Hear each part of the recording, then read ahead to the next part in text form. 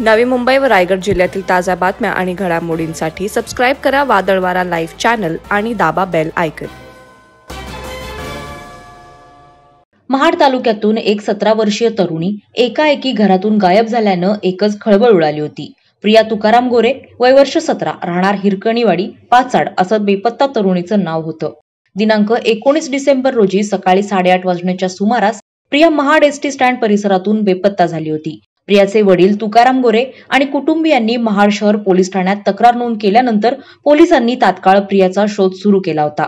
पोलिसांनी जंगजंग पछाडलं, मात्र प्रिया 2 दिवस उलटून गेले तरी सापडली नव्हती। प्रियाचा शोध घेणं महाड शहर पोलिसांसमोर मोठं आव्हान होतं। प्रियाचा शोध घेण्यासाठी पोलिसांनी विविध ठिकाणी आपल्या तुकड्या रवाना केल्या होत्या।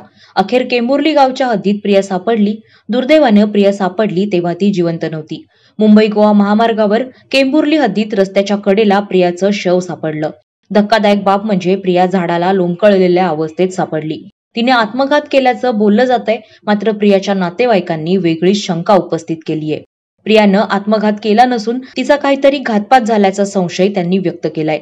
याबाबत सखोल चौकशी करण्याची मागणी प्रियाच्या नातेवाईकांनी केली आहे। वादळवारा लाईव्ह साठी प्रमोद जाधव सह रामदास चव्हाण, महाड।